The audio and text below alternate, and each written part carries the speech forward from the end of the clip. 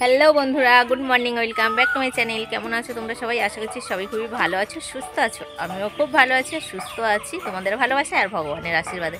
তো আজকে new video তোমাদের নিয়ে শুরু করি সকাল থেকে। তো চলো দেখতে থাকো কন্টিনিউ ভিডিওটি, আশা করছি ভালো লাগবে। চলো দেখতে থাকো। আমাদের গাছে এত পরিমাণে আম হয়েছিল, এই গাছটাতে দেখো ডাল ঝুলে পড়েছে। এই দেখো তোমাদেরকে একটু আম দেখাই। এই দেখো ডাল ঝুলে পড়েছে। আর এই যে শিলাবৃষ্টিটা হলো, শিলাবৃষ্টিটা এত পরিমাণে হওয়ার কারণে শিল এত পড়েছে, আম গাছের থেকে মানে কত বড় বড় আমগুলো সব পড়ে যাচ্ছে জানো তো বন্ধুরা। তো এই বছরে খুব আম হয়েছে, মানে প্রচুর প্রচুর আম হয়েছিল। তো এখন যা আছে অনেকটাই আছে, এই দেখো অনেকটাই আছে, কিন্তু অনেকটাই পড়ে গেছে। এত শিলাবৃষ্টি হয়েছিল জানোই তো তোমরা সবটাই। তো চলো ভিডিওটি কন্টিনিউ দেখতে থাকো। তো দেখো বন্ধুরা, আমি রান্নাঘরে চলে এসেছি এখন রান্না করতে। আর রান্নাঘরের মধ্যে কেন এত পেঁয়াজ, আমি আগের ভিডিওতে বলেছিলাম যে এত পেঁয়াজ এখানে আমার রান্নাঘরের মধ্যে কেন, তোমাদেরকে আমি পরে বলবো। তো আজকে বলবো কেন এত পেঁয়াজ। হ্যাঁ, তো বলেই দিই এত পেঁয়াজ কেন আমার রান্নাঘরের মধ্যে। তো আমাদের দোকানের পেঁয়াজ রান্নাঘরের মধ্যে ঢালা আছে, কেননা বস্তায় রাখা থাকলে অনেক সময় নষ্ট হয়ে যায়। তো একসঙ্গে তো আর এত পেঁয়াজ বিক্রি হয় না, সেই কারণে রান্নাঘরের মধ্যে এতগুলো পেঁয়াজ। জাস্ট শুধু রান্না করার মতো একটু জায়গা আছে, 2-3 জন বসে খাওয়ার মতো একটুখানি জায়গা আছে, সেখানেই কাজকর্ম করি। আর এই কাজকর্ম রান্না করতে করতে তোমাদের সঙ্গে আমার খুব মনের একটা কথা, কিছু কথা একটা বলছি, আমার খুব মনের কিছু কথা তোমাদের সঙ্গে না শেয়ার করলে নয়। কেননা তোমরা আমার একটা পরিবার, তোমাদের কাছে আমার শেয়ার করা খুবই প্রয়োজন। তোমরা সবাই জানো, তোমরাও সবাই ওয়াইটিতে কাজ করো আর আমিও কাজ করি। অবশ্যই তোমাদের জেনে রাখা দরকার, আর অবশ্যই জানানোটা তোমাদের কাছে আমার খুবই প্রয়োজন, সেই জন্য জানাবো। তো চলো একটু শুনে নাও। আর আজকে আমি রান্না করছি, তোমরা তো দেখতে পেলে ডিম আলু সিদ্ধ হচ্ছিল। তো আর একদিকে হচ্ছে ভেন্ডি আলু ভাজা হচ্ছিল।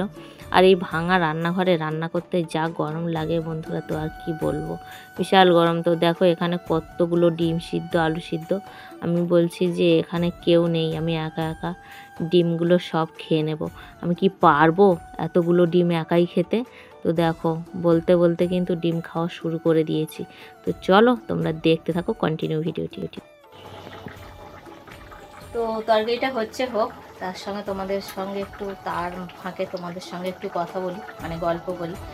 আমি এই সোশ্যাল মিডিয়াতে না আসলে আমি বুঝতেই পারতাম না যে আমার এতটা ভালোবাসার মানুষ আমাকে এতটা ভালোবাসে, আর এতটা ভালোবাসার মানুষ সোশ্যাল মিডিয়াতে আছে আমার ভালোবাসার জন্য। কিন্তু এটাও বুঝে গেছি যে কতটা আঘাত দেওয়ার মানুষও থাকতে পারে সোশ্যাল মিডিয়ার মধ্যে। তো সোশ্যাল মিডিয়াতে না এলে এটুকু আমি জানতে পারতাম না। তো এইটুকু আমার জানার বাকি ছিল, সেটাও আমার জানা হয়ে গেছে এই সোশ্যাল মিডিয়াতে এসে। যতটা মানুষ ভালোবাসতে পারে ততটা আঘাত দিতেও পারে। তো আমি যদি এই কথাটা ভুল বলে থাকি অবশ্যই কমেন্টেই জানিও, আর ঠিক বলে থাকলে তাহলে কমেন্টেই জানিও। তো ভালোবাসার মানুষ অনেক থাকতে পারে, কিন্তু আঘাত দেওয়ার মানুষ তার পরিমাণে একটু বেশি থাকতে পারে। তো মানুষ তো মানুষের উপরে আঘাত করতেই বেশি ভালোবাসে। আর কি বলো তো, আঘাত পেলেও আমার কোনো কষ্ট হয় না, কেননা আঘাত পেতে পেতে আমি আজ এই জায়গাটায় দাঁড়িয়ে আছি। কেননা আঘাত পেয়ে পেয়ে পেয়ে পেয়ে আমার মানে আমি মানুষটা আমি নেই, পাথর হয়ে গেছি। তাই আঘাতটা আমার কাছে কিছুই না, তুচ্ছ মনে করি, কোনো আসে যায় না আমার। এটুকুই বলার ছিল।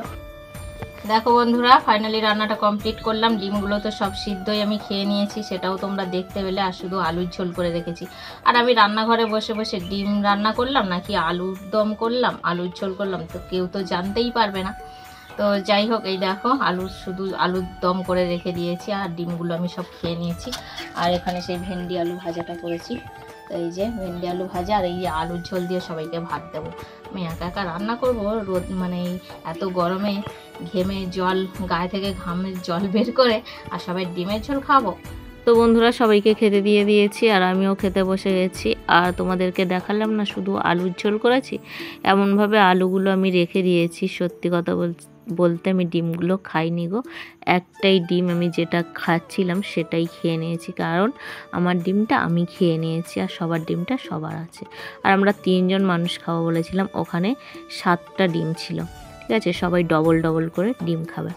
তো চলো আমি খাওয়া দাওয়া কমপ্লিট করে আবারও আসছি তোমাদের কাছে। এখানে মামামকে দিয়ে দিয়েছি, বাবাকেও দিয়ে দিয়েছি, আর মা বাড়িতে নেই। তো চলো বন্ধুরা, তোমরা দেখতে থাকো ভিডিওটি কন্টিনিউ, আশা করছি ভালো লাগবে। আর আমি আসছি খাওয়া দাওয়া কমপ্লিট করে, একবার সন্ধ্যার সময় তোমাদের সামনে আসছি।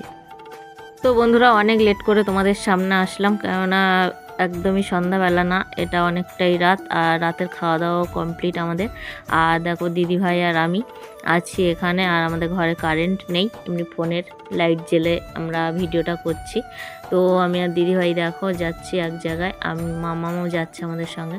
তো অনেক দিন পর আমাদের এখানে একটা যাত্রা অনুষ্ঠান হচ্ছে, মা মনসা মঙ্গল যাত্রাপালা, তো একটু দেখতে যাব, চলো। এই মা মনসার যাত্রাপালা দেখেছিলাম মনে নেই, তো আজকে হচ্ছে যতক্ষণ, তাই ভাবলাম দিদিভাইকে বললাম চলো একটু ঘুরে আসি, দেখে আসি। আর দেখো রাস্তাতে এতটা অন্ধকার, আর জানোই তো আমরা গ্রাম সাইডে থাকি, একদমই অন্ধকার, তাও 3 জনেই চলে যাচ্ছি যাত্রা দেখতে। আর তোমাদেরকেও নিয়ে যাই, তোমরাও চলো, মা মনসা মঙ্গল যাত্রাপালা তোমাদেরকে একটু দেখিয়ে আনি, চলো দেখতে থাকো ভিডিওটি। তো যাত্রা অনুষ্ঠানটা যেখানে হচ্ছে সেখান দিয়ে আমরা যাচ্ছি, যে বাড়ির মধ্যে প্রবেশ করে ফেললাম। আর এই দেখো আমার একটা সাবস্ক্রাইবার, খুব ভালো, খুবই ভালো। আর দেখতে পেয়ে দেখছে যে কাকিমা ভিডিও করছে, শুরু করে দিয়েছি বদমাইশি করা। তো চলো দেখতে থাকো। তো দেখো বন্ধুরা, চলে এলাম যাত্রা দেখতে, মা মনসা মঙ্গল যাত্রা দেখতে। আর এখানে দেখো আমাদের গ্রামবাসী বৃন্দরা কেমন খুব যত্ন সহকারে কিভাবে বসে আছে, এতটা ধৈর্য ধরে বসে আছে, দেখছে। তো কেনই বা বসে থাকবে না বলো, আমাদের গ্রামের দিকে তো খুব একটা অনুষ্ঠান হয় না, সেই জন্য এতটা ধৈর্য সহকারে এই গরমের মধ্যে আর এই মশার কামড়ে কিভাবে যাত্রা দেখছে দেখো। সত্যি কথা বলতে বন্ধুরা, এতটাই মা মনসা মঙ্গল যাত্রাপালা দেখতে আমার খুবই পছন্দ হয়। এত মশা কামড়াচ্ছে না, দাঁড়াতেই পাচ্ছি না, মশার কামড়ানোর জ্বালায় তো দাঁড়ানোই যাচ্ছে না। দিদিভাই বলছে চলো, এত মশা কামড়াচ্ছে, তো আমরা বাড়িতেই চলে যাই চলো। আর এটা দেখো মা মনসার অভিনয়টা করছে, এই যে মা মনসা দেখো। তো সবাই একটু দেখে নাও, আর সবাইকে মা মনসা একটু মঙ্গল বলো। তো বন্ধুরা বাড়িতে চলে এলাম, এতটাই মশা কামড়াচ্ছিল আর প্রচুর গরম হচ্ছিল। আর পুচকুকে রেখে গেছে দিদিভাইও বলছে চলো বাড়ি চলো। আর সত্যি কথা বলতে মা মনসা মঙ্গল মায়ের যাত্রা অনুষ্ঠান দেখতে গেছিলাম, সত্যি আমি খুব ভালোবাসি মা মনসা মঙ্গল যাত্রাপালা দেখতে।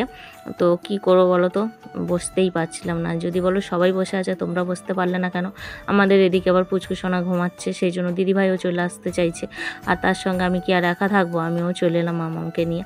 তো বন্ধুরা সত্যি কথা বলতে আজকে ভিডিওটি তোমাদের যদি ভালো লাগে তাহলে প্লিজ কি করবে, মনসা মঙ্গল যাত্রাপালাটা খুবই ভালো হচ্ছিল, খুবই ভালো হচ্ছিল, কিন্তু কি করা যাবে বলো তো, সাউন্ডটা তোমাদেরকে আমি তো কিছুই শোনাতে পারলাম না, জাস্ট একটু দেখাতে পারলাম।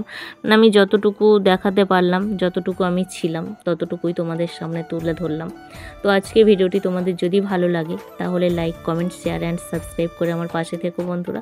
যারা নতুন বন্ধু তো আছো তারা আমার চ্যানেলটিকে সাবস্ক্রাইব করো, আর যারা পুরানো বন্ধু আছো তারা তো আমাকে অনেক ভালোবাসা দিও। আর তোমাদের ভালোবাসা ছাড়া, তোমাদের সাপোর্ট ছাড়া আমি তো এগোতেই পারবো না। তাই বলছি বন্ধুরা, সবাই পাশে থেকো। চলো, গুড নাইট।